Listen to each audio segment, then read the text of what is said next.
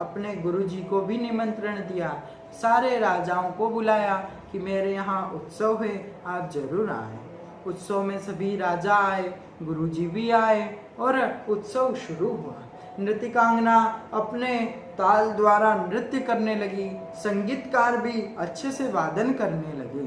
तभी राजद ने कुछ द्रव्य गुरुजी को दिए कि गुरुजी, आपको नृत्य वादन करने वाले संगीतकार जो होते हैं उनका संगीत अच्छा लगे, नृत्यकांगना का नृत्य अच्छा लगे तो कुछ द्रव्य आप उन्हें दीजिएगा। तभी राजन ने गुरुजी को कुछ द्रव्य दिए और जब तक नृत्यकांगना हुई, संगीतकार हुई, जब तक उन्हें कुछ द्रव्य, कुछ इनाम, कुछ भेंट उन्हें नहीं देते, तब तक उनको उत्सव नहीं बढ़ता, अच्छे से नृत्य नहीं करते, अच्छे वादन नहीं करते।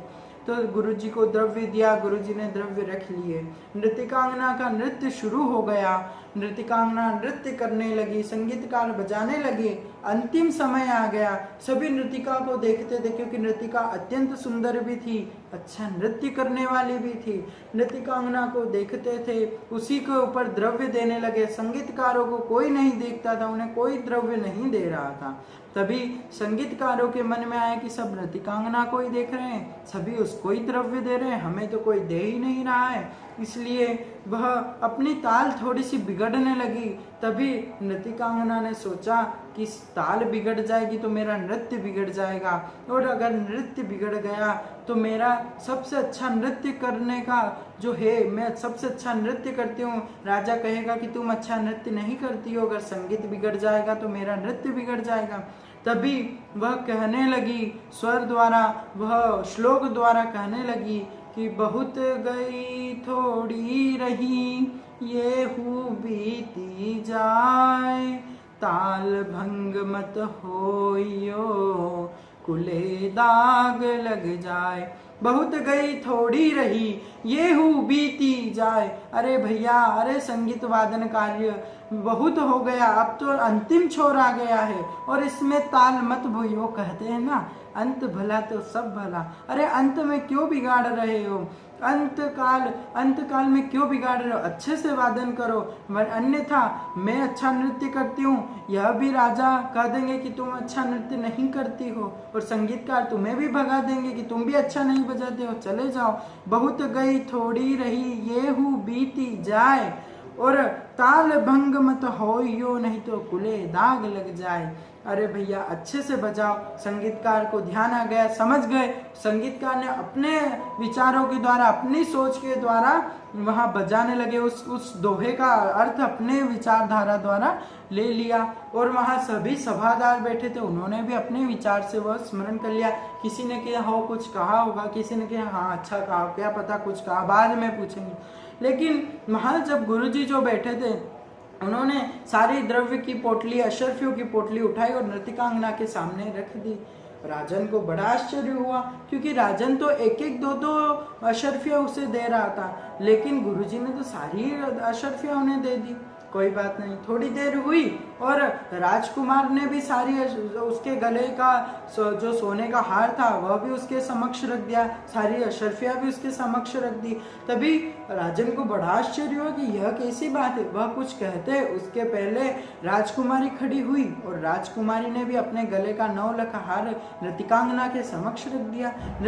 राजन उठे, कहा बस करो, रुक जाओ, हमें लूट रही हो, बंद करो नृत्य वादन, सब बंद करो। गुरुजी से कहा, गुरुजी आप तो कुशल है, साधु है, संत है, आपको नृत्य इतना पसंद आया कि आपने सारी अशर्फियां दे दी। राजन ने कहा कि बस यही तो बात है राजन, मैं इस नृत्यकांगना के नृत्य से ये द्रव्य नहीं रखे हैं, मैंने तो इसके शब्द से द्रव्य रखे हैं। क्योंकि इसने कहा बहुत गई थोड़ी रही, मैंने अपने पूरे जीवन में भक्ति भाव का स्मरण करते हुए, कृष्ण नाम जपते हुए यह स्थान प्राप्त किया, यह गुरु की पदवी प्राप्त की, और अंत समय में अब तो मैं वृद्ध हो गया हूँ, अब तो मैं प्रभु के पास जाने वाला और तुम्हारे साथ में नृत्यकांगना का नृत्य देख रहा हूँ। यह मुझ जैसे साधु को शोभा देता है? नहीं देता है राजन, इसलिए मैंने अपनी सारी सोने की अशर्फियां इसके समक्ष रख दी। पुत्र से पूछा, पुत्र तुमने क्यों रखी सारी अशर्फियां इसके समक्ष, अपने गले का स्वर्ण का हार आपने क्यों रखा? तभी पुत्र ने कहा कि पिताजी, मैंने भी इसके नृत्य को देखकर अपना गले का हार और अशर्फियाँ नहीं रखी है। मैंने तो इसके शब्द सुनकर आप राज्य त्याग नहीं रहे थे। आपको राजन बनने का इतना वो कि आपने राज्य ही नहीं त्यागा, आप वृद्ध हो गए हैं फिर भी आप राज त्याग नहीं रहे। और मेरे मन में राजा बनने की चेष्टा है, इसलिए ही मैंने सोचा था कि आज रात को जब उत्सव होगा और उत्सव के तत्पश्चात पिताश्री थक जाएंगे, आभार निद्रा में पहुंच जाएंगे, तो मैं तलवार से पिताजी की गर्दन काट दूंगा, मार दूंगा और कल मेरा राज तिलक हो जाएगा। यह बात सुनकर राजन को बड़ी चेष्टा हुई कि मेरा पुत्र मुझे मार रहा था। तभी वह बोला कि मैंने जब इस नृतिकांगना के शब्द सुने कि बहुत गई थोड़ी रही, अरे पिताजी मैंने तो बहुत 25 वर्षों से मैं राजा बनने का स्वप्न देख रहा हूँ, थोड़ा समय और, आप तो पूरे जीवन नहीं रहेंगे, अंत में यह राज्य तो मेरे पास ही आना है। इसलिए पिताजी मैंने गले का हार और सारी असरफियाँ नृतिकांगना के समक्ष रख दी। तभी पुत्री से पूछा, पुत्री तुमने सारे द्रव्य और गले का 9 लाख का हार तुमने इसके समक्ष क्यों रखा?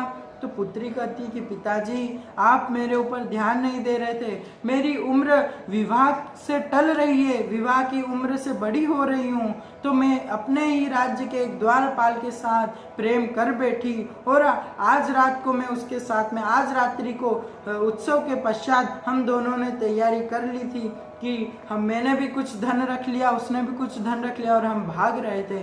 अगर मैं ऐसा कर लेती तो मेरा तो जीते जी पिता, भाई, माता, राज्य पाट सब कुछ मर जाते मेरे लिए। पर मैंने इसके शब्द सुने कि बहुत गई थोड़ी रही। अरे पिताजी बहुत समय निकाला मैंने, थोड़ा और सही, आप मेरा विवाह करेंगे इसी। राजा के नेत्र खुल गए, अश्रु बहने लगे। राजा ने कहा मुझे क्षमा कर दो। पुत्री से कहा इतने सारे राजकुमार आए, इतने सारे राजन आए, जो तुम्हें पसंद हो उसके गले में वरमाला डाल दो। पिता ने, उस राजन ने राजगद्दी का त्याग कर दिया कि पिता पुत्र बैठो राजगद्दी पे, मैं तुम्हारा राज तिलक करता हूँ।